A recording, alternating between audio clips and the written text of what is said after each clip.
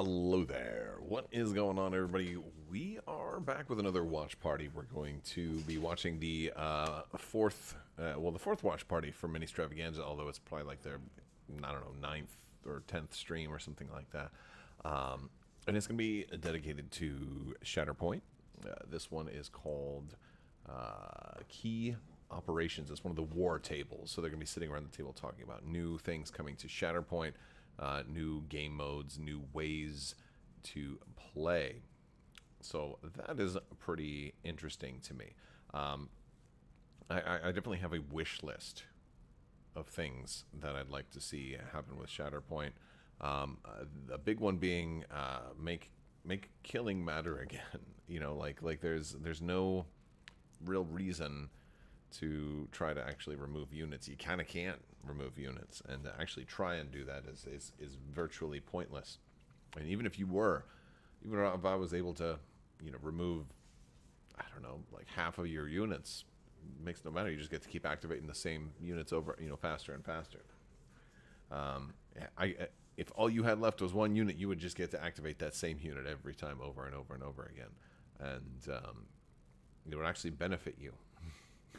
Like if I killed everybody but Darth Vader, you could just be like, Darth Vader gets to just go every turn and just kill people one by one.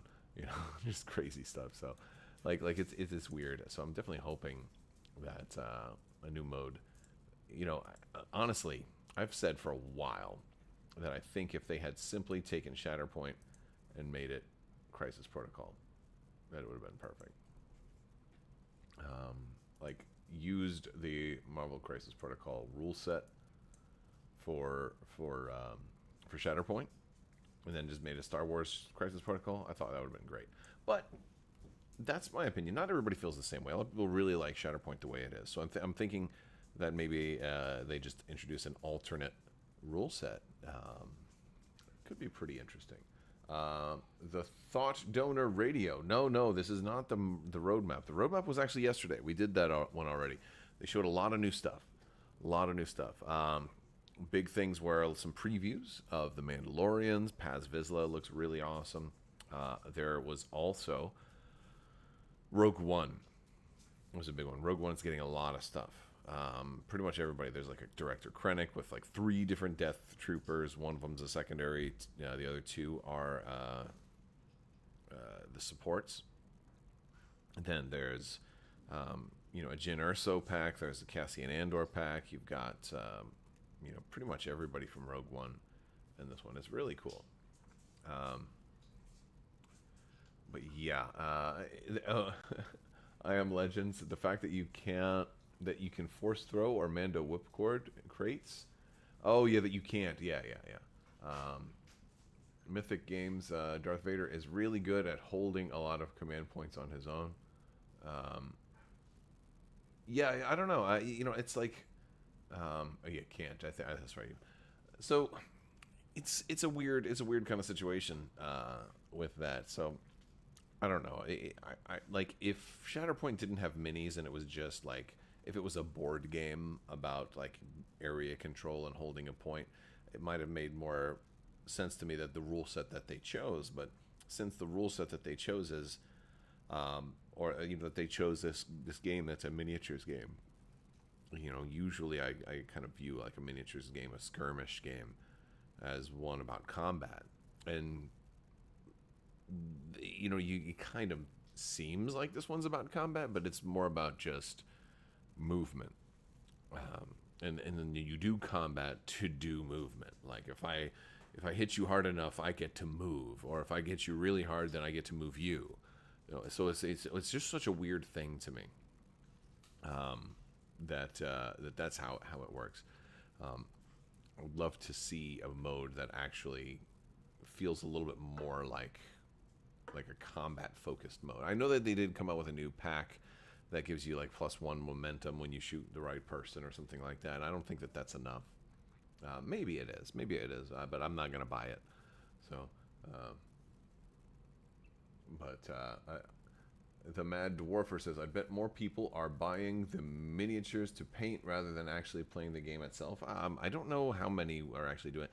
it's hard to actually get a real estimate like that. I've thought that too at times. I've thought that more people would probably be doing that, but it's hard to really know. How do you know how many people are, unless you're doing tournaments? And you know, I don't know of any places doing tournaments, but I'm not really piped into it. I don't know if it's a game that really lends itself well to competitive play as opposed to just kitchen table play.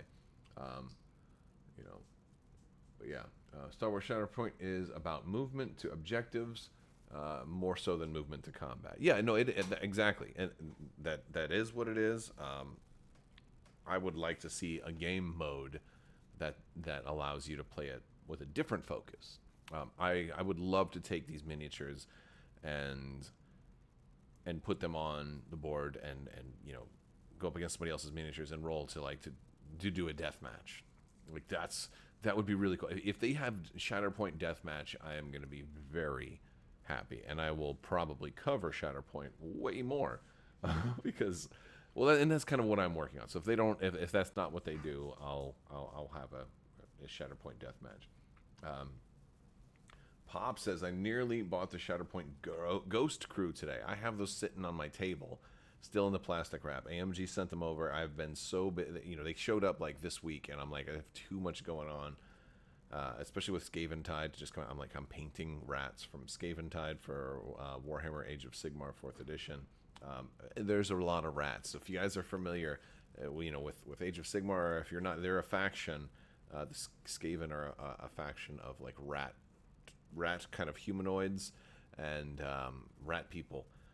And they have a lot. Like one of their basic, I'll call it like a core unit from Legion, but their basic infantry is a unit size of 20.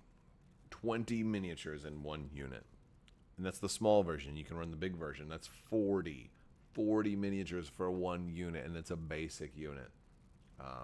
You know, so yeah, there's a lot to paint. I've only done, well, I'm only doing one unit of 20 right now, and I'm going to pause and then do a hero, and then kind of go do the other unit of 20. It's a lot.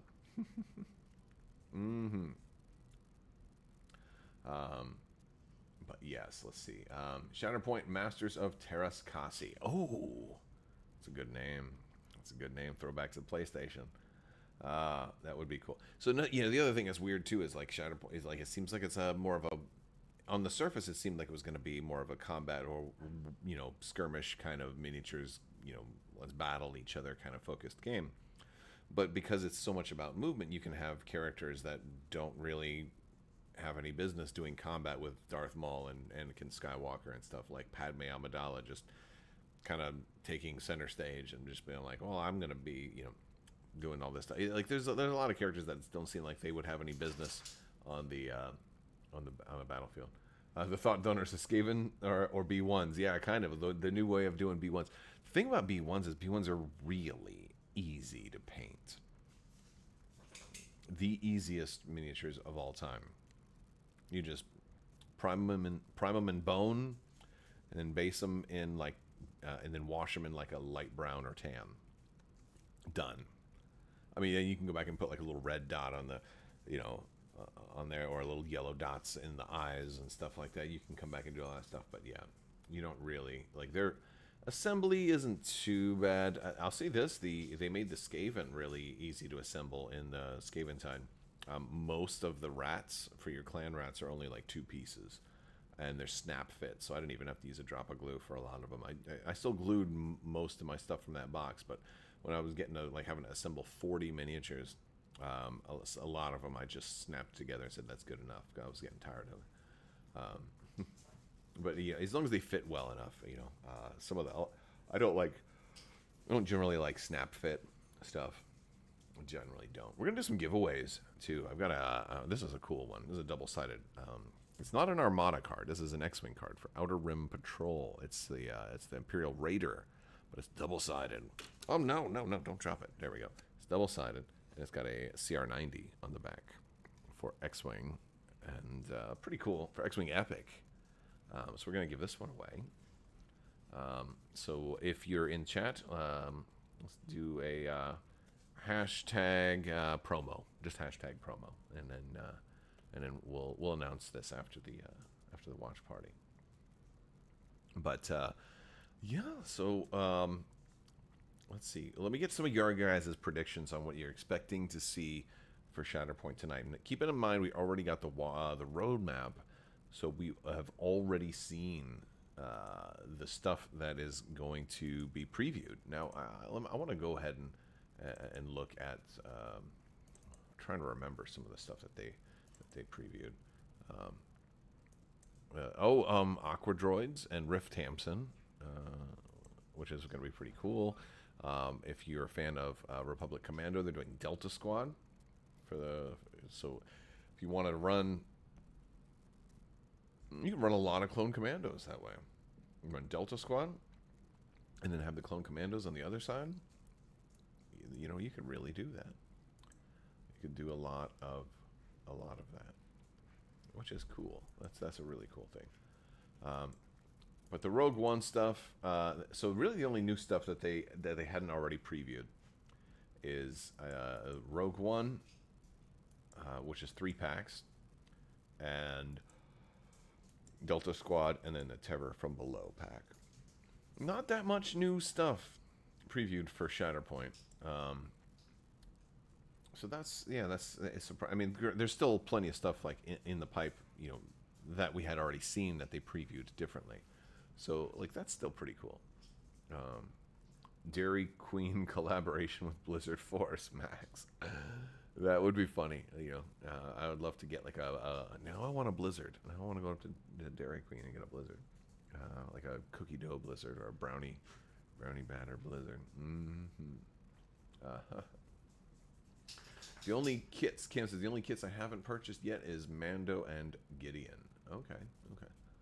Yeah, let's see. There were a couple I stopped buying at a certain point because AMG was sending me a lot of Shatterpoint stuff, and they didn't tell me they were going to be sending me stuff, so I had like duplicates of certain things, and I was just like, wait a second, I just bought all this stuff, and why is it all showing up? So I ended up giving it away to some local players and stuff, but like, so I was like, well, let me not buy anymore because I don't know what's going to show up and what's not going to show up. So I have some things and I'm missing a couple of other ones, but I mean, it's fine. There's plenty.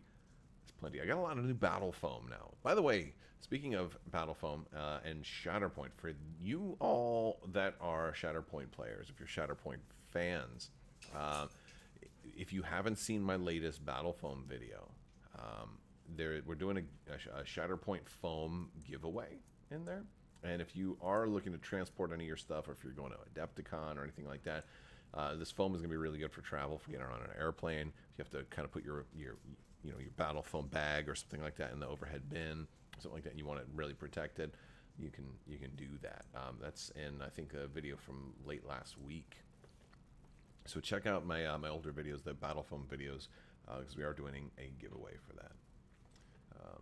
So yes, keep that in mind. We're just gonna see.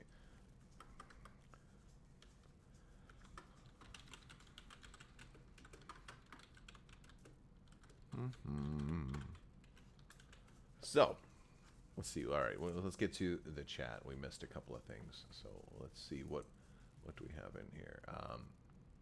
The Mad Dwarfer says, I'm thinking either a deathmatch-oriented game mode, or as I said, some sort of solo high-score mode. Oh, yeah, I don't think I said a solo high-score mode. Maybe that was somebody else in the chat. But yeah, as I said. Oh, I got you. Or a solo high, I got it. Yeah, I could see like some kind of, like, there's a beast you have to... I could see them doing some kind of solo mode, or either solo or 3-player, like 2 versus 1. Because that could allow them to put something really big into the game, like a Rancor. I could see a Rancor working in Shatterpoint. I could see something like that happening. I think they're going to want new game modes too. I'll say this: like when you look at the Adepticon, like the tournament tables for Shatterpoint, and every table is exactly the same, or nearly the same. I mean, they're just different colors, but they only have one kind of terrain that the game can more or less be played on. There's not a whole lot of variation in Shatterpoint terrain, which I think is a real weakness of the game system. It's too much because it's not about combat and it's so much more about area control. and with very specific rules for movement and ups and downs and jumps and things like that. And height is so important in that game. It kind of forces you to use the Shatterpoint terrain. It doesn't exactly, like, you could use regular terrain for most other games, but you'd really be missing out on like half of the mechanics in the game. And so it's oh, hi River. Hi River. You want to play tug of war? My dog River wants to play tug of war. I got a doggy toy. Come on, come get it. Come get it. Come here. Come here. You want to say hi to everybody? All right, you guys want to see? You want to see Puppy? Want to see River? River, come here. Oh, you're a good girl. There she is. Say hi to everybody. Oh no, she's jumping away. She's not having that. Okay, all right. You had a little bit of puppy appearance. Just a moment. All right.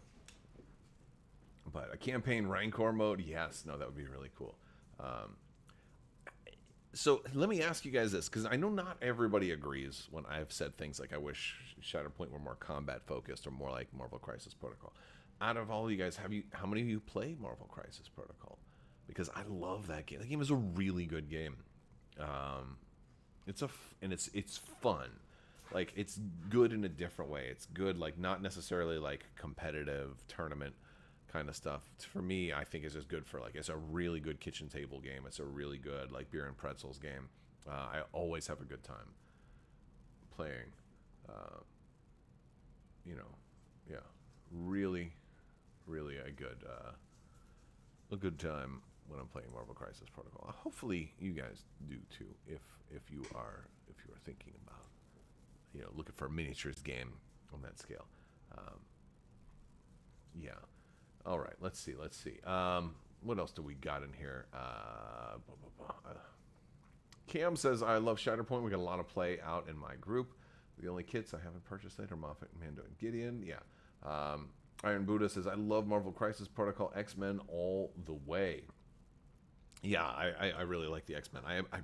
I've actually gone out and not started buying MCP again, but I bought a little bit. Like, I have a Psylocke and Emma Frost because I wanted to get more X-Men, and that looked like a fun pack to get. I haven't opened it yet. I'm like, again, my backlog has been high lately. I had just gotten caught up on, I had gotten everything done. I had finished painting all of my Shatterpoint and MCP, and then more stuff showed up, and then Skaven Tide showed up, and then I got some Star Wars Armada ships in the mail, and so I've got so much stuff to paint right now.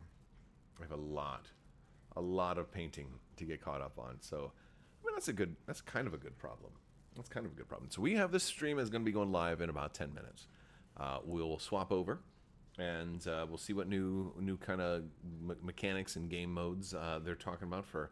I do think it's going to be new game, at least one new game mode, if not more than one new game mode. I don't know if it'll involve rules changes like to the core game or not, but I am hoping for more combat centric, more of a deathmatch focused game mode. If they don't announce that, I'll probably put out a thing on Crabbok.com. I do some homebrew and some alternate game modes and resources. I was actually working on a Shatterpoint AI system as well. That one didn't get finished, but it was something that I was about halfway done on, because I thought that that could have been pretty cool, but I don't know how much need there's going to be for it. But it depends on the new game mode, because the AI system is a little harder with an area control game, but not really that hard. But it's a little different, and so I think it works better if we have more of a deathmatch game, because then it's a little bit easier to make it work for me. But for at least for some of the challenges I was running into. But either way, I think it could work. Obviously, most of my viewers are typically focused on X-Wing, Legion, and Armada. Those core three. Shatterpoint's kind of a smaller subsection of my yeah. What I'm talking about. But yeah, so we've got about 9 minutes to go until the stream kicks off, and then we're gonna do some fun stuff.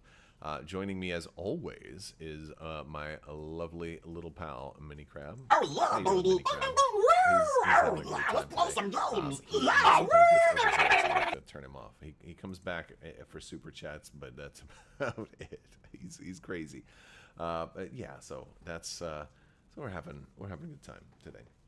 Legion had a really interesting stream. A lot of interesting Legion news lately, with a 2.0 coming for Legion. Legion has a new edition that went live today, so Legion is now completely changed. And a lot of really cool stuff previewed for Legion. Ahsoka Tano is coming in multiple forms for Legion. Finally, Grand Admiral Thrawn is coming for Legion with like a whole bunch of other Imperial officers and this whole officer pack, which is really cool. We're also going to see so much new stuff. Mounted commanders, mounted heroes, mounted characters. I love it. I think it's just a really cool option, and hopefully they can kind of dismount and then continue. What are you doing? The dog is like laying weird. Truth be told, I'm not actually on board a Star Destroyer. This is a green screen, and dog is messing with it. So if the illusion comes shattering down, then and it turns out that I'm on board, yeah, the Enterprise or something like that, then now you know. But no, but yes, Thrawn for Legion, yeah, that's gonna be really cool. The Aqua Droids look cool. Aqua Droids are coming to both games. They're coming to Shatterpoint and for Legion. There's a lot of stuff that's coming from both games, and I think that's something I'd like to see get caught up. I think almost everything that exists for these games could exist in the other one. For the most part, there's a couple of things, and I think that's a kind of a cool topic to discuss. Like, what's something that exists in Shatterpoint that shouldn't go to Legion, and what's something that exists in Legion that shouldn't go to Shatterpoint? Like, for example, there's a lot of tanks in Legion that shouldn't go to Shatterpoint. At least not as it is now. Maybe if there was some kind of new mode. What if Shatterpoint gets a 6x3 mode, right? Or a multiplayer mode? Well, how would you feel about multiplayer in Shatterpoint? Like a 5-player game. Everybody's kind of attack right, defend left. Something like that. You know? Yeah. Yeah. Mace Windu. Yeah, Mace Windu definitely needs to show up in Legion for sure. I feel like maybe the Padme Amidala pack, like when the Handmaidens and Sabe and stuff like that, like I feel like that probably doesn't need to come to Legion, especially after yesterday's massive nerf to Padme Amidala. She's kind of useless in that faction now, and I don't mind. I always had this issue because, like, in the TV shows and the movies and even in the books, Padme Amidala is a senator. She's supposed to be doing governmental work. She's supposed to be, doing her politicking and attending meetings and voting on things and helping pass laws and bring justice to the galaxy. But instead, she keeps running off into combat zones and getting herself in trouble, and then having to involve the Jedi whenever she ends up getting in over her head or having to get rescued and stuff. I was thinking, like, this, you have no business on the battlefield. You're a senator. You should not be front and center on the battlefield. Stop it. You're putting unnecessarily lives in danger for no good reason, or maybe there is a good reason in some of the stories, but like, leave that to somebody else. There's commandos that could go undercover and do the stuff that you're trying to do. So she's always getting herself into trouble, and I'm kind of glad that she seems, at least on first glance, it seems like her benefit to the Republic is diminished massively to where she's just, a character with a gun. I mean, she still has that command card that she can get secret mission, but they've nerfed secret mission into almost being pointless. So, it's very interesting. So I feel like that's a pack that probably doesn't need, like, the rest of that stuff doesn't probably need to go over to Legion. But for the most part, there's a lot of stuff that should. I think most things should cross over between those two games. Jonathan says, my boys and I would play the daylights out of a multiplayer Shatterpoint mode. It could be fun. It could be fun. I don't know. I don't have that many people that I know that want to play Shatterpoint, but I know I wish more miniatures games had multiplayer modes, because if you've ever been to like a game night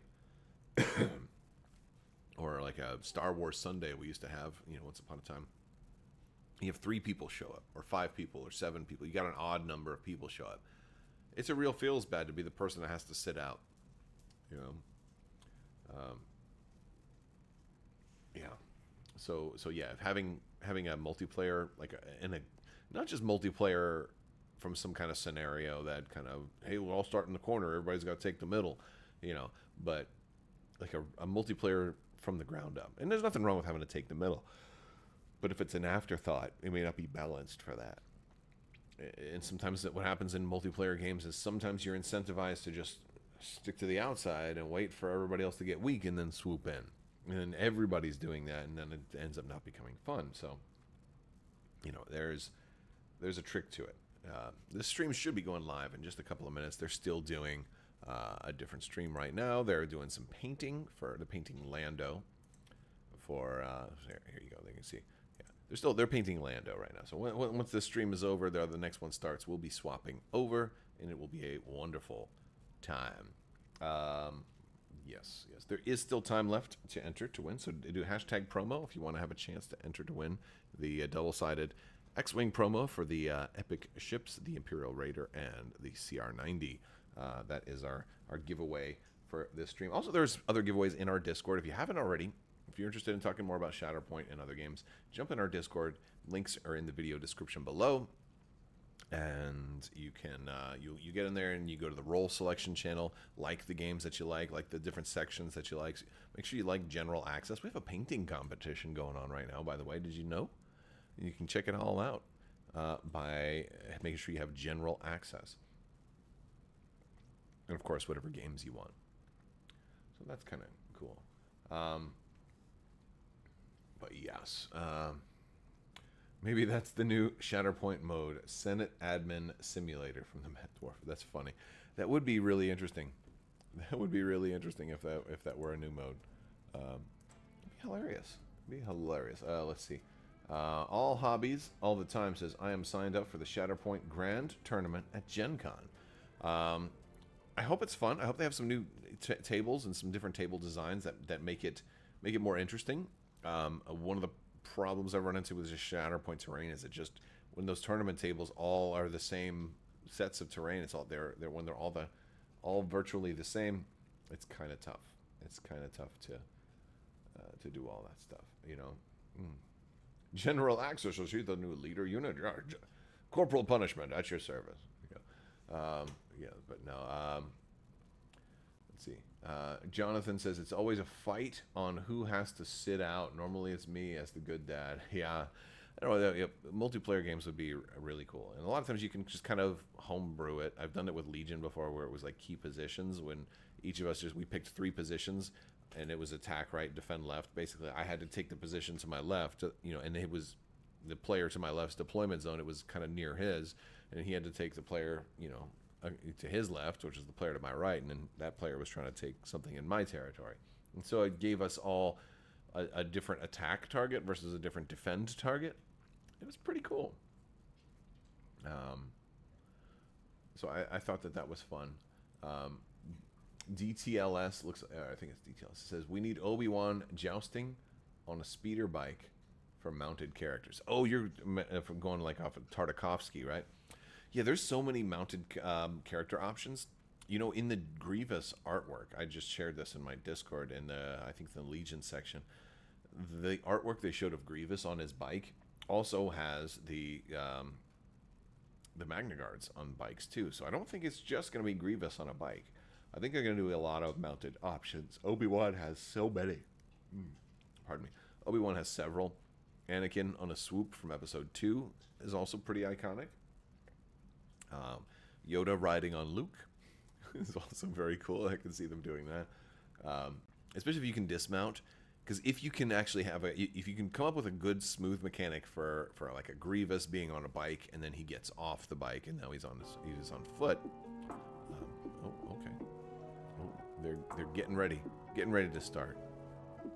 It's not there yet, but it's going to be. It's going to be.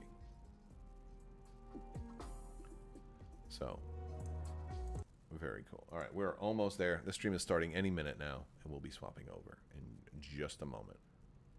So, but yeah, there's a lot of mounted options. I don't think they're going to do mounted stuff, and Shatterpoint, the gameplay, the game board just being 3x3 doesn't really give you a whole lot of need to, have a vehicle going quite that far.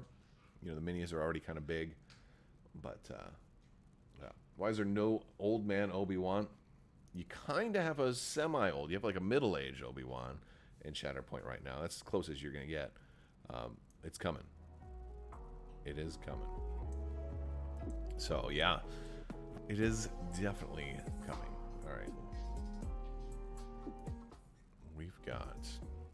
Everyone, and welcome to our final War Table event for Day 2 of Ministravaganza, the 7th of its kind. Woo! It's become my favorite way to do it. I, of course, am here with our 2 developers for Star Wars Shatterpoint, as we're going to be talking about key operations. We're going to get into what key operations is here in a second, but overall, it's been a heck of a ride. Over a year now since Shatterpoint has released. We've done a lot of stuff, released a lot of characters, a lot of squad packs. I should call them units, but I always call them characters because to me that we always identify them as characters. But game term-wise, units. And of course, over the course of the year, we've built out the missions of Star Wars Shatterpoint. Tony sneaking in here to fix a mic problem. I love it. Yeah. I love how he's like, I'm going to be sneaky, but I'm just going to call it out. I'm just going to call it out. You can try, Tony. You can't make up for it. You're always going to be part of the show, bud. Yeah, you're just here. You're just here. We're just going to accept it. You can blame Rutan. You just be like, he had a little mic malfunction. Fell off his collar there. It's fine. So over the course of last year, we've released 3 mission packs. Those mission packs, we're going to chat a little bit about them and the philosophy behind them. But once we get done with that, we're going to get into the meat of what this War Table is about, which is an exploration and discussion of the brand new game modes and mission modes that are going to be coming out right after this panel. So we've got some really sick print and play downloads for y'all who are playing Star Wars Shatterpoint to be able to dive in and play the new game type key operations. But before we get there, let's talk a little bit about the original 3 mission packs, what they bring to the game, how they are all based around our desire to grow the game and create a balanced play environment for standard play. And then we'll be able to juxtapose that conversation with what key operations are meant to be. Yeah, so I remember really early in the process of working on Shatterpoint, we had these talks about how missions were going to work and what we wanted to do with them, and how we wanted to create this trio of missions that were going to work for different list styles and different play styles and things that people wanted to do with their missions. So the first one that's in the core box that everyone knows and loves is, of course, Shifting Priorities. And Shifting Priorities is a very balanced scenario. All of the objectives are evenly placed. There's not really too much undue benefit gained by one player over the other. Generally speaking, when the objectives go active, a lot of the times it's very symmetrical. It's just a very standard mission, very great for learning the basics of the game. I call it the Will Rutan of mission packs. Sure, yeah, I think that works. Yeah, incredibly basic.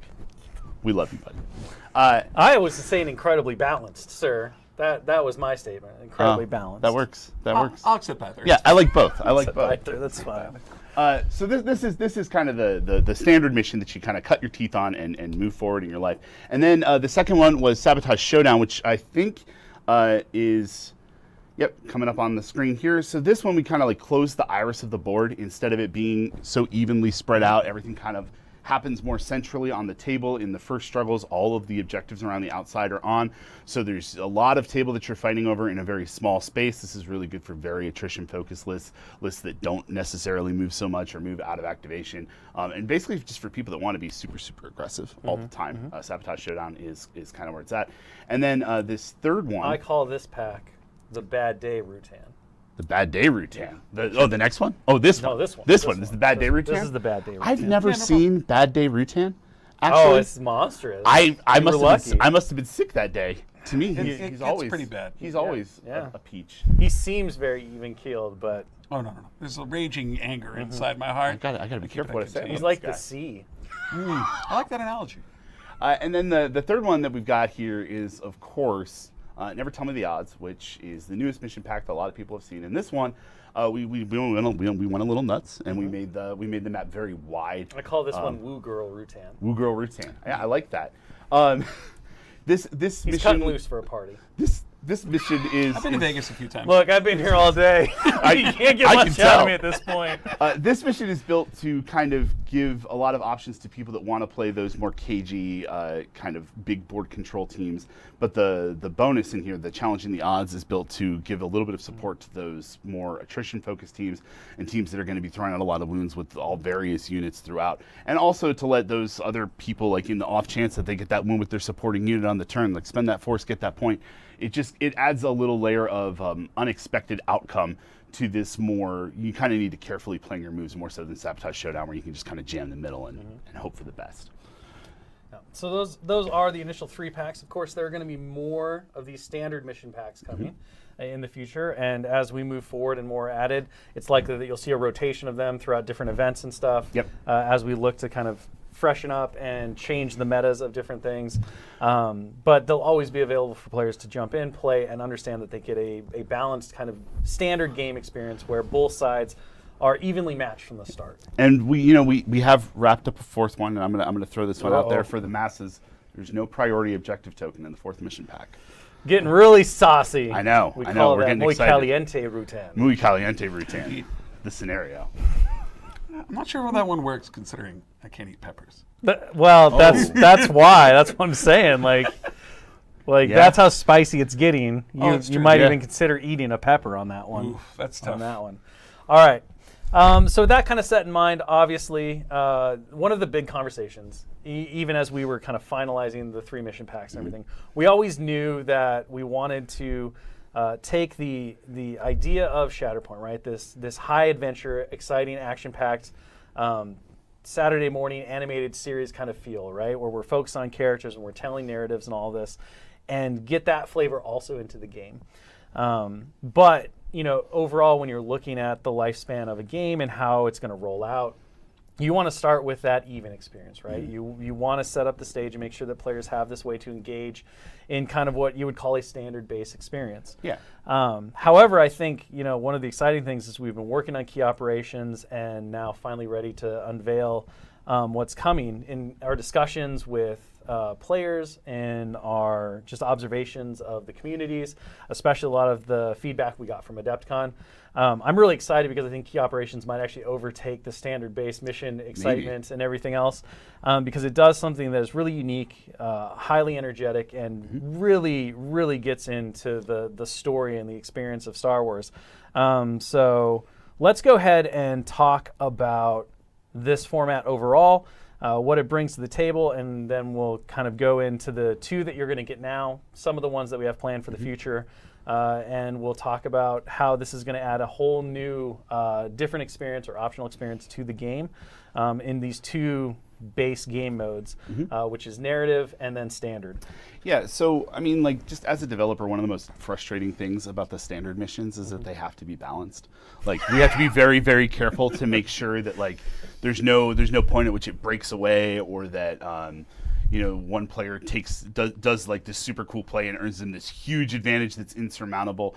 And key operations are a more narrative focused gameplay format. Like, you'll notice, one of the first things you'll notice is that each key operation has multiple stages, and they all have like a little very generic story blurb that we want people to like take that story blurb and then make it into their own big story for their team. And then you're gonna play through the first one is trigger a chain reaction. So it's a narrative story mission that's gonna let you live the dream and the fantasy of breaking into the enemy base and cracking your way through their security, and then slicing into their mainframe and setting off a chain reaction in the base to blow it all up. Sneaking onto the Malevolence, getting into like the hangar bay. What else can we pick? A number of different things, right? We see this story throughout Star Wars happen over and over. One team tries to get in, they're trying to blow the thing up. The other people are trying to defend it, raise the alarm, bring in extra reinforcements, capture the opposing team. So it works on a lot of levels. You can apply it to something we've seen in media. You can apply it to your own thing. And the asymmetric nature of it is really interesting. Rutan, go ahead and walk us through, now that we have this card, kind of how players set this up and how these work in actuality. All right. So how this works is one player is going to be the aggressor, and then one character. No, it's okay. The players can be characters. That's true. Yeah, it's okay. And one player is going to be the sentinel. The aggressor is generally trying to accomplish some type of mission, right? In this particular one, they're going to trigger the chain reaction that will destroy the base or bring down the shield or whatever you like. And the sentinel's job is generally to prevent them from doing that with a variety of game actions. Monkey wrenches. Yep, slowing them down, right? One of the key mechanics with key operations is that there is a countdown timer, right? The countdown tracker. And so it's always a race against time, right? The aggressor always has to do their mission in the enemy base or in their situation before whatever is going to happen when they take too long, undoes their work or whatever. So And that's a really interesting point. So like the struggle tracker works differently in key operations than it does in a standard game of Shatterpoint. Standard game of Shatterpoint, the struggle tracker is very much this tug of war that's moving back and forth between the two players. Whereas in key operations, we've changed the entire way that the struggle tracker works. You're going to use the same components to track the length of your game, but momentum are added to the struggle tracker in different ways throughout the course of the game. Each player adds one at the start of the turn. Momentum are added when units are wounded, etc. Abilities that add momentum work differently. It's all in the rulebook. Go through and read that before you play it. But over the course of the game, you're going to be adding and removing momentum from the struggle tracker. And then when it's all full, the aggressor gets one more turn, and then that's it. That's their last hurrah, Hail Mary, try and finish the mission. You've run out of time. Yeah, you're out of time. Right, you got to make your desperate play before the reinforcements arrive, or something like that, so that you can achieve whatever your key operation goal is. Yeah. Okay, so we see the setup card here. This kind of explains what the briefing is. It shows you how the objectives get set up on the map. Similar to that mission card, we have a couple of special rules associated with it. Yeah, and these are the rules that are going to apply for the entire operation are going to be on this card. So walk us through the phases. Let's take a look at how the play actually progresses and these asymmetric objectives that each player is kind of walking through. So what will happen is there's going to be Next slide, Tony. There you go.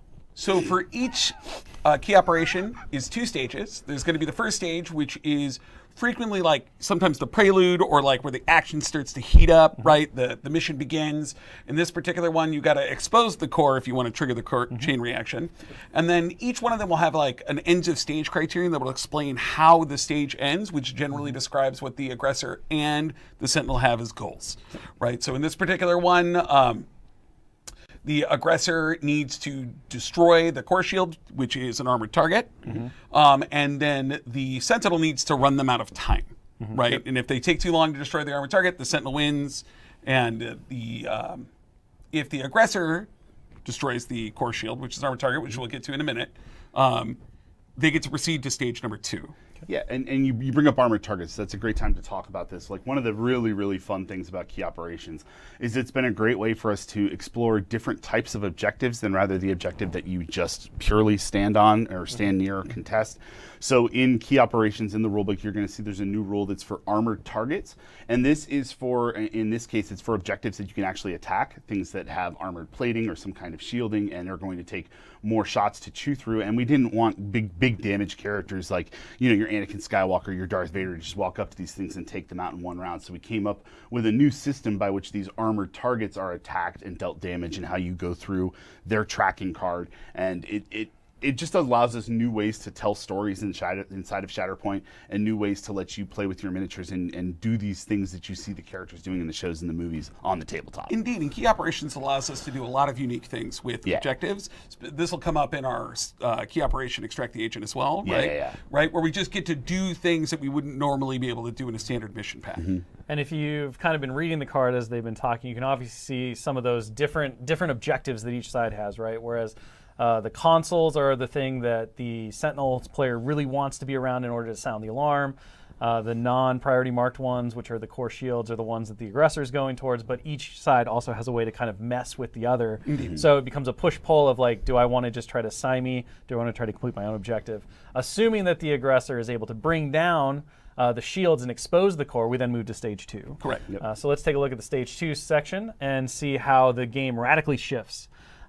Similar in the nature to how the struggles in the standard game kind of flip and you now have different priorities and different objectives are going. key operations keeps that idea, but it kind of cranks it up to 11. Yeah, one thing that we really wanted to keep in the game is this idea that the battlefield is ever shifting, that there's constantly things happening on the table that throw, a monkey wrench into your plans, that you're not always going to know what like the best thing is that you're going to activate. When the card flips, the board state changes, and you need to kind of figure it out. That idea of the game asking you questions every turn is very core to Shatterpoint's gameplay. So we wanted to keep that in here, but at the same time bring these more narrative elements into it. So here in the second stage, you're going to be, as the aggressor, you're going to be trying to slice into the computer mainframe and add tokens to a tracker and eventually set off the reaction. And meanwhile, the Sentinel is going to be trying to stop you from doing that and get back in the mainframe and stop everything from blowing up.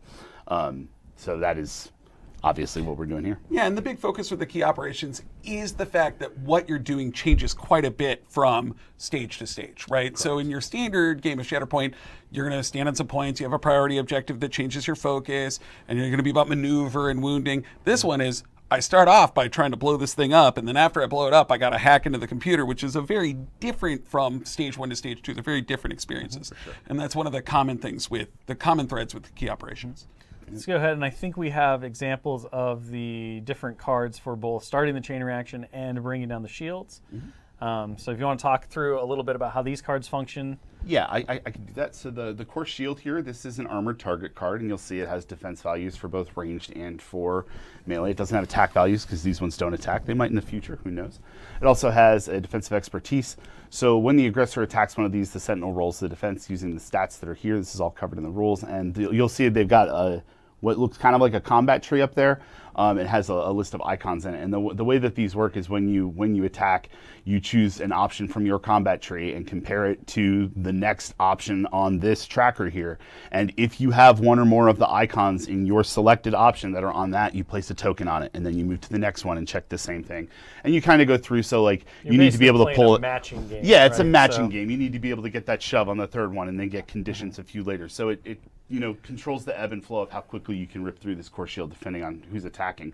And then the chain reaction tracker, the slicing is actually a bit of a dice game, and you're going to be rolling dice looking for results to cover the different locations on this card. And then once they're all once you've filled this card, you can set off the chain reaction and win the game. And of course, the defender, I think in both stages can kind of remove your results. Yes, and do of things course. to either repair the core shields or anti-hack Correct. your hack and Correct. pull off different results. So you're playing this push-pull. So it's not just combat, but combat is important because as the Sentinel player, wounding players, as you mentioned, adds momentum. So you're basically Correct. running the clock faster. Yeah, You're able to slow them down. Yeah, you're kind of like you want to be one. attacking enemy units to run down the clock and to get them pushed off of the points that they're trying to control, to like maintain the control pieces that you want at the same time focusing on what you're trying to accomplish.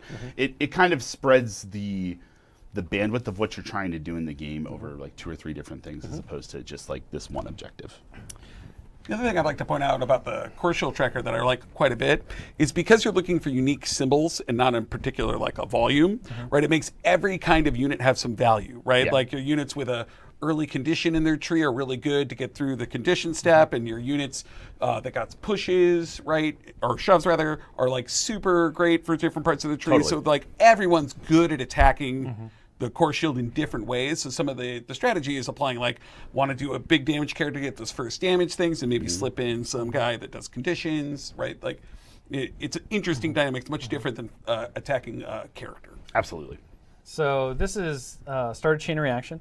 I think one of the exciting things is you kind of mentioned, Plumber, is the fact that because these don't have to be like flat out balanced game experiences. And I do want to clarify that there's a lot of testing that goes into these. Yeah. Sure Oh, yes. That both sides have an opportunity to win, but both sides are trying to do something different. So if a standard mission pack, the goal is to have the base game experience before accounting for player skill, list composition, anything else, right? Should be about 50-50. Yep. These are more like they're always weighted to one side or the other just based on the asymmetric scenario. So it might be 60-40. It might be,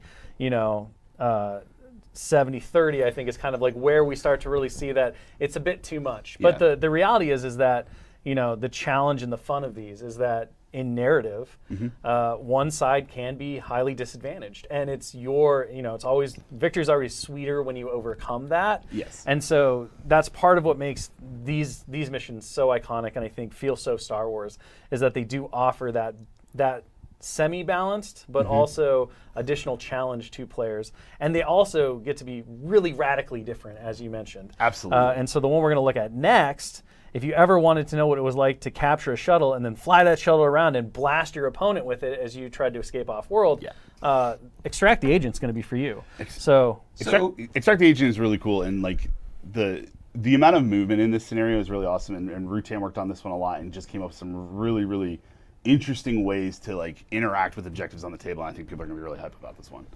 So Extract the Agent is a key operation where you're trying to, get a VIP and get them to safety. This happens in Star Wars all the time, right? We recently released a squad box, right, about an event just like that, right? And in this one, you're going to have an agent. And remember what I said, that the advantage of key operations, we're allowed to do interesting things with objectives, right? We have an armored target. Well, in this one, the objective moves, right? The agent is somebody that you need to escort from where you are to have them get into the escape ship and escape off the planet. Next slide, Tony. So the agent will start on one of the priority objectives, and your goal is to unlock the clamps on the escape ship in the first phase, and the agent is a hardened adventurer or seasoned rebel member or clone soldier or whatever you like, and they can help you, so you can move the agent around with your team to help you achieve the mission, and your opponent can scare the agent away or capture them, right? Like get control of them so that they can prevent you from rescuing this VIP. So you have a lot of interesting moment of decisions to make about where the agent goes and what they're going to do, how they're going to help you, or are you going to play it safe with them, right? Or they're going to like run out there. And it gives a really cool experience where you get to do something really neat. And the Sentinel, right, gets to stop you and gets to make plays to where they take the agent into their clutches and you have to break them out sometimes, or they get the agent to run away, and it's been pretty cool. Yeah, it's really, really neat. It's very interesting. One of my favorite things about this one is that the agent token is actually it's a 40mm token, so you can actually replace it with another miniature from your collection. So if you decide that you want to be rescuing Padme Amidala, you can do that. If you want to be rescuing Aura Singh, you can do that. Like whoever you want to use. If you want Leia Organa to rescue you, absolutely. Just make her the agent. Done. As we all know. Yeah. That's how that works. Somebody's got to save our skins. Exactly. There you go. Exactly. So assuming that you can get the clamps released, now the shuttle is free, and stage 2 really becomes getting everybody on board the shuttle. Yes. But now you have an attack shuttle. Yes. So when we were playtesting this, we had the shuttle, and it was like a very generic objective that you were trying to get all your people onto. And it wasn't really hitting all the notes for what we wanted for a key operation. And then we had a meeting about it, and the reason why he's the boss came up with the greatest idea. He was like, what if the shuttle moved? And I was like, what if the shuttle moved? I just kind of walked in cold. So I think we sat down, and you're like, we want to show you the next key operation. I was like, awesome. And we played it. And then we're talking about it after, and I was just like, why doesn't the shuttle fly around? and then it was like one of those things where you hear the words in your mind over and over again. And so the thing that's cool about this one is once you release the shuttle, the agent jumps at the helm and flies the shuttle around the thing or the map, right? And your goal in this phase is to escape the tractor beam's grasp, so that you can fly off into victory. And the cool part about this is your characters can get in the shuttle. Right? Yeah. They can get in the shuttle, and if they stay in the shuttle, they can shoot from it, right? And they can interact with people with their blasters and whatnot from the shuttle, and they can get transported around the map. And the thing that's great for the Sentinel is they don't really like that shuttle, and they can blow it up. Yeah. You can shoot the shuttle. You can of course affect the tractor beams, all that stuff. So it really tells, like when we played it the next time, and everything was flying around, and people are getting on the shuttle, hopping off the shuttle. It sells you can just see it in your mind as these things are moving around, and I have a very neat narrative experience. I have a great playtest story about this one. I remember it was right after the great, like, why doesn't the shuttle move? And I, full disclosure, I was the first person to go like, I don't know if that shuttle should move. And I definitely came into the next playtest and Rutan's like, yeah, I got a bunch of fixes on this. I think it's going to be really good. And I sat down and I gave it a read. Yeah, let's play it. And I said, this is impossible to win. This is absolutely impossible to win. I don't think this works, but you know what? Let's give it a go. And an hour and a half of hooting, hollering, and screaming later, really I won a major victory on the very last activation possible, getting Wrecker onto the ship with a bunch of other shenanigans, and like flew off into the sunset. And I just started like screaming and pumping my fists, and it works, and it's super cool, and this thing is just so much fun to play. I really love it. Also, one of the interesting things that is accessible to us in the key operation format is victory conditions don't have to be binary, Yeah. right? So in this particular key operation, there's actually two victory conditions and one defeat condition. And if you're rescuing somebody, you got to escape, right? And your quality of your victory is determined by the number of people that you get to escape. It's a very common story in Star Wars to be all of the above. You don't escape. You escape, but you lose, heroes, or you all ride into the sunset. And this is represented in the victory conditions for the key operation. So these are the first 2 key operations that are going to be available as print and plays right after we finish this panel. So we're excited for everyone to be able to get their hands on the rulebook, find out about this new game mode, and start to enjoy these missions. We do have a third one that's going to be releasing probably in the next several weeks. And of course, more after that. We're going to talk a little bit about that. And one of the really cool things about the first 3, because we love doing things that are kind of cohesive and make sense narratively, is this one is Prison Break. So with Prison Break, the general idea is of course, the aggressor starts with half a strike team. The other strike team has been locked into cells. The Sentinel player, of course, is playing the prison guard, so they don't start with all of their army or their force on the table. They have their sentries that wander around, and part of the first phase is trying to let your team out without raising the alarm on the sentries, and the sentries are trying to spot you, and then eventually, it all breaks loose, and you have to escape. One of the really cool things about it is that these tie into a campaign. So there will be a little mini campaign when Prison Break releases that will kind of tell you how you can structure all 3 of the key operations and have a little tree. So you can start with basically a base game. You can move into, depending on who wins or loses, one of the options, and then they'll branch out accordingly. And that'll let you tell your own full Star Wars story with this game mode. So something we're very excited to kind of build around, continue to explore. These will be print and play to start. The goal is to continue to release more of these as we have ideas and as things come up, but there'll be a regular kind of influx of key operations to basically balance out the standard mission packs and everything else. And the goal ultimately is to create kind of a resource and an event type that allows players who want, instead of the standard tournament event, to play with the basic mission packs. You can actually have a key operations event and go in and see how well you can do there by playing these more narrative style missions and everything else. So we're very excited about this opportunity and what it's going to bring to the game, what it unlocks, and just having a new, very exciting game mode that kind of just goes right into the entire flavor of what Shatterpoint is meant to be, what it is to do, and to really flex our ideas and imaginations as developers and designers. I can't stress how cool it's been to play with different ways of doing objectives, play with armored targets, play with operation tokens. I'll go ahead and say it. That's something that's coming in the future. It's not in these 2, but they're coming and they're cool. So we got a lot of really neat new ideas that we're playing within these that let us do fun and awesome things. And just sitting in the room with Rutan talking about oh, what if we did XYZ, and oh, but what if it did this, and just the ideas that are coming out of being able to make these cool narrative scenarios. I'm so excited for everything that's coming. It's gonna be rad. I've been really stoked. I have a lot of fun with the narrative aspect of it, right? I like it when you're oh, I got away on the ship, right? That's sweet. Or when you or when you're I triggered the chain reaction, or I'm yeah. The Empire says no. Yeah, not today, heroes. You do win a lot of games in playtest. But it's really enjoyable in a different way than the normal Shatterpoint experience, right? Both are they're one's an apple, one's an orange, different tastes, different days. They're really good, and I've really enjoyed working on the narrative aspect ones. And I think going back to kind of how this was always part of the overall design goals and everything for the game. The characters and the squads and the strike teams and the different abilities, they all kind of function seamlessly between the 2. And so that's something too, right? If you have a favorite strike team or you have favorite units in the game, you're going to find that they're going to pair just as well in the base game versus the key operations. Now, there may be key operations that they work better in than others because of the asymmetric nature and what's being asked of you. But the reality is that your collection now has 2 different ways to play. And so it's a very fun place to be in, and it's very exciting to be able to kind of support both ends of the gaming spectrum without really changing anything about the core experience beyond just mission setup and then adding additional rules and narrative elements to the missions themselves.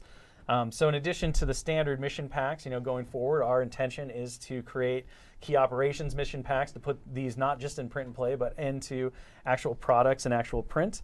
And so it's a very exciting time in terms of just the development and the opportunities that are going forward and what we get to play with internally when we're doing our testing and everything else that goes along with it.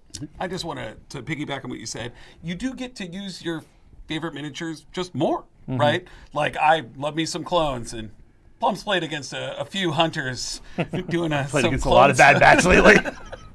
just a couple clones. Yeah, and I mean, again, right? I think it's the thing that has made it so rewarding is just the way the narrative really comes alive on the tabletop in the key operations. Like being able to be like, this feels like your extract the agent. I was there for the end of that because it was so loud. We had to come see what was going on because we weren't sure if there was a fight or not, like happening over playtest. And so everyone walks in and we watched the end of it, and it was like watching the end of a Bad Batch episode. Like as you heard the story and you all started to relay like what happened in playtest, I was like, I think I've seen that 25-minute episode. So it was really amazing. Talking about, and that leads us to our next thing, which well, key operations is definitely a major cornerstone of where Shatterpoint is going in the future. We're never satisfied with just a couple of ways to play. We always want to push the boundaries.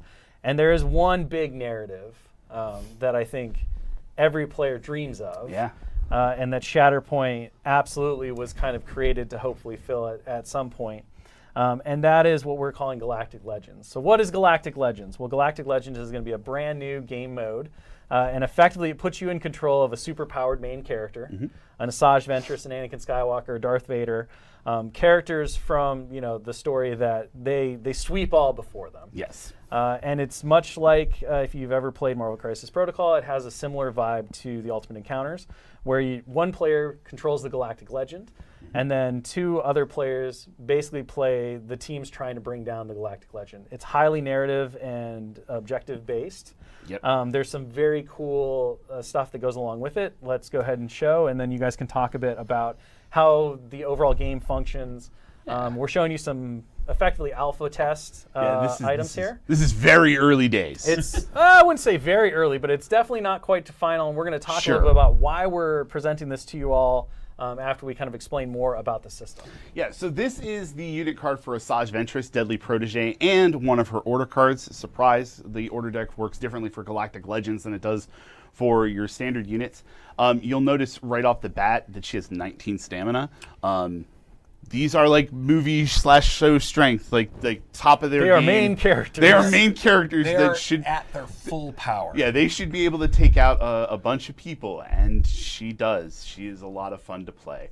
On the left is her order card, and you'll see that she has an aggression card. So Galactic Legends currently, they have multiple different types of order cards: aggression, defense, and mobility. And then there is they also have a Shatterpoint card, and when you spend one card and your Shatterpoint card, you get to use your legend ability, which is at the bottom here. And this one here on the aggression card, it replaces the text of your force choke with mass force choke, which just does force choke but more to everyone. It's a lot of fun when you pull that off, at least for one player. The other player has a good time coming out of it. This has just been such a blast to play, watching like Asajj cut down people and just be jumping around the battlefield. They have minions, so there's like the B1 security forces running around the field. Rutan, you can talk about this. You've played it more than I have at this point. So the thing I really like about it is when there are many points in the Star Wars lore where characters are really bigger than life, right? When one of my favorite episodes of the Clone Wars is when Anakin and Ahsoka fight their way to the wall, right? And they get up on it. And Galactic Legends really allows these characters to perform at that level, right? Asajj Ventress is powerful. She's all over the board, right? And the thing that's interesting is it's an asymmetric experience, right? Where you're each doing different things. One person has the super powered like hero, and the other person plays a bunch of people trying to accomplish a mission, around the very powerful named character. The other player strike teams are unique in that they're only secondary and supports. Indeed. Yes. And you get more of them, and honestly, it's been a lot of fun. I really enjoy playing the strike team part. You get a lot of miniatures, right? And you have to run around a lot of stuff, and you get to see, again, going back to like the narrative of Star Wars, right? You get to see Clone Commander Rex, Clone Commander Cody, the 212th, the 501st, and some other clones trying to like deal with Asajj Ventress and complete the mission around them. Another really cool thing about the system as it develops and everything is that each Galactic Legend is basically plug and play with different missions. Yes. Indeed. So the Galactic Legend is made up of the character card, its order deck, and its minions. And then you can take any of those Galactic Legends that has been released and play them in any Galactic Legends scenario.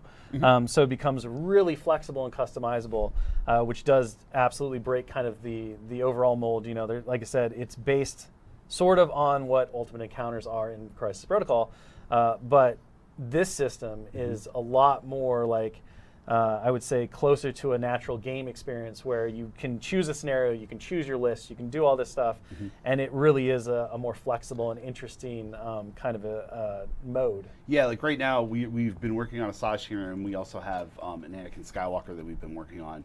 And you know, the plan is to bring more of these in, and we have this one scenario that's kind of fleshed out, and another one that we've been working on that isn't quite ready to put on the table yet, but we're close. And our hope is that if we release them in this fashion, then when we come out with a new Galactic Legend, like we decide we're going to make the Darth Vader Galactic Legend, and we give that to everyone, well, all of a sudden you can play Darth Vader in your 3 scenarios, and then as well as these other like 3 or 4 Galactic Legends. And then when a new scenario comes out, well, you can play all 5 of your Galactic Legends in this. So you really get like 5 new games to play. So our hope is that we'll be able to exponentially just make more stuff that people get to play and more cool things that they get to do, and hopefully have a lot of fun with these. And we're going to be putting this actually into a public beta in a couple of months here. So you're going to see this sooner than not. This is going to be like an external playtest, just like we did with some things for other games in the past. Special operations for Legion. Yeah, so one of our desires, right, is to try to bring this to you as fast as possible. We really believe in it. We're very excited for what it brings to the game. And by opening it up and getting all of the playtester feedback from you all out there, giving you a chance to get hands-on experience with it and provide us some key feedback, it allows us to bring this to you faster. It was kind of the same idea when we put Special Operations for Legion last year out for public beta. We don't always do that, but in certain cases and things like this where we really want to advance the timeline and we want to get a lot of feedback because there's going to be a lot of stuff to this. It's a very big and wild game mode, you know, especially because of the mixability, right? The way to shift things up, and the fact that we want these Galactic Legends to work in various scenarios and all of that. Every little bit of feedback helps. It also means that you as players will get to experience this sooner rather than later, which we're very excited about as well. Absolutely. Alongside key operations. And so that is going to be another thing that's going to be coming out, like Plumber said. We're hoping to launch, you know, probably around September, maybe a little earlier depending on how approvals and stuff go. But before the end of the year, that beta will be in place, and you'll be able to test some brand new Galactic Legends, see that playthrough, provide us some feedback, and see the fruits of your work as we move through that, and we get this third game mode off and operational. And I'm really excited because like when we do playtests for Shatterpoint, I always talk about how wild it is to look at the initial design that we put into playtest, like day 1, here's the files for playtest, gang, and then the last day and just look at the two. And they're so wildly different, and so much happens within that period of time that sometimes it's almost unrecognizable. So I really can't wait to see what happens when we give this to like such a wide pool of people who are passionate and excited to play and like get all that awesome feedback in. This is going to be rad. I can't wait. And the other really good thing about it, right, is that we only have limited internal playtesting resources, whether from us or from our amazing external playtesters. And well, we believe and are very excited for Galactic Legends and what it'll bring to the game. Obviously, you know, there's that balance of, okay, but we also want to create new squads, and we want to create new characters, we want to make new mission packs, we want to make new key operations. So by utilizing the excitement and the passion of the community to help out with this, it also means that rather than having to wait 2 or 3 years, you know, we can potentially see this early next year. Yep. And so that's really exciting too. And whenever we can do that kind of stuff in ways that make sense, it's always really good. So. I also like the idea that it'll give us the ability to craft this experience that we like so much, right? We really like the Galactic Legends project, that it's going to be very close to what the players want, right? That people want, because they're going to give us, we're going to get the feedback right from the source, right? And so we'll be able to bring that feedback and craft that experience to be exactly the thing. Absolutely. All right. Well, this one's a little shorter than the hour, but of course, I don't want to keep you from getting those documents and starting to dive into all the cool key operation stuff. So thank you so much for joining us. Thank you, gentlemen, for hanging out, talking about this brand new game mode and this other game mode that's on the way. So you're going to get the first 2 key operations documents. Watch for that third one. We're expecting that one to hit the website probably in the next 4 weeks, maybe 5 or 6, depending on approvals. But it's very close as far as I understand. So you'll then have all 3 and watch for the campaign kind of connection rules after that, probably in an article. All of that's going to be on atomicmassgames.com.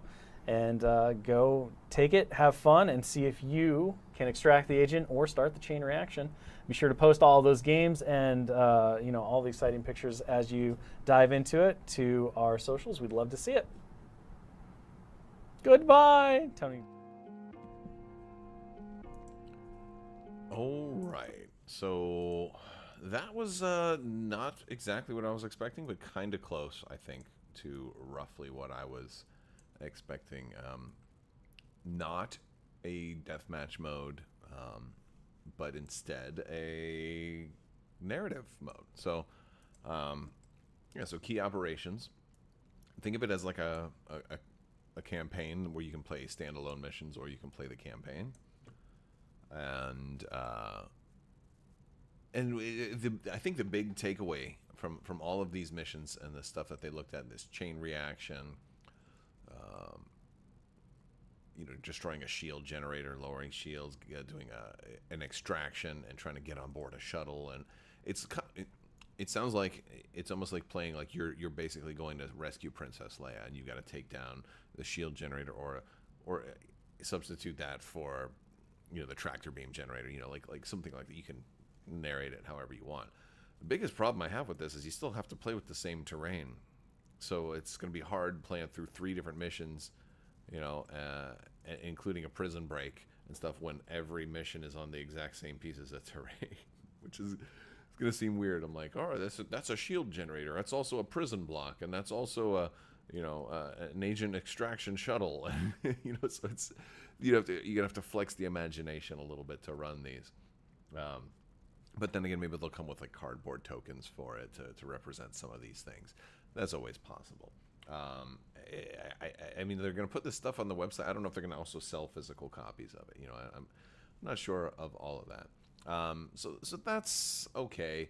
I think the big takeaway is that there's an attacker and a defender. So it's not like the key difference with this versus the basic missions that they have is that in the basic missions, you're both going for the exact same objective points.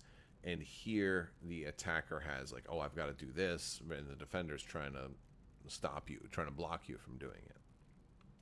And they have a timer that ticks down. So they're using the same game components, but they're doing it in a different way. So that's interesting. I'm not a fan, but I can imagine that a lot of people might like this. So I think if you're a Shatterpoint fan, having more of an asymmetric attacker versus defender could be very, very cool. As we I want to announce a giveaway winner too. So for our giveaway winner here, let me see. We were giving away this X-Wing Epic promo. The winner is going to be Emily Jacobs. Congratulations, Emily. Go ahead and shoot me an email at mailcrabbok@gmail.com and remind me what you won, because I will probably forget.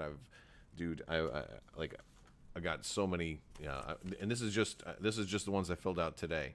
Well, between today and last night, but there's tons of giveaways, and those are just the ones that I've claimed already.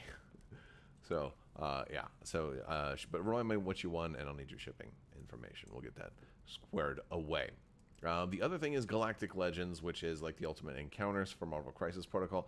I like the idea of them, taking what works from Marvel Crisis Protocol and applying it over here. But even so, this one just seems like it's, I don't know. On one hand, it seems a little weird. Like, how's this going to work? And this is still kind of an alpha, so this is going to evolve quite a bit.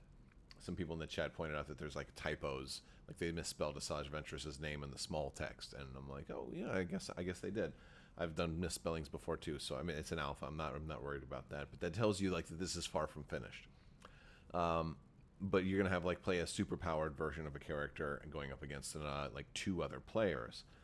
and that's okay. The ultimate encounters that I've done, like I've done 1 or 2 for Marvel Crisis Protocol. One of them was a 3-player. It's okay, but it doesn't really, to me, that type of encounter doesn't feel like a 3-player game because 2 of those players are on a team against, so it's still one side versus one side. So to me, that's not exactly a 3-player game. It's really still a 2-player game. Just 2 of those players are running a small character or a smaller force, right? So I don't know. I mean, like every game can be a 3-player game if you split one side of the board in half. You know, chess could be a 3-player game if I take black and you guys alternate white. You know, like so I don't know. I guess I'll have to. You know, we'll have to see if there's actual value added for making this 3 players as opposed to just making it a 2-player game and the other player controls both. You know, adversarial forces.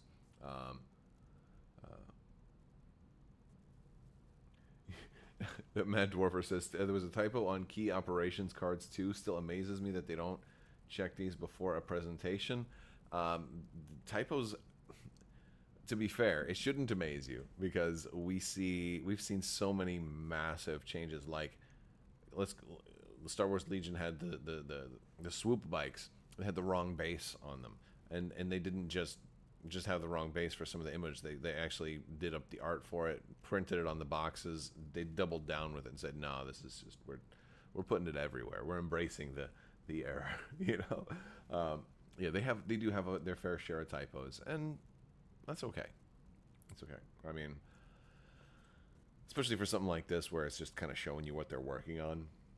I get it. I don't know. I since I have published content before, I've published stuff on my website for games, for a lot of stuff for Legion and Star Wars Armada. But, you know, Ultimate Epic Encounters. I've done Epic Encounters for Legion.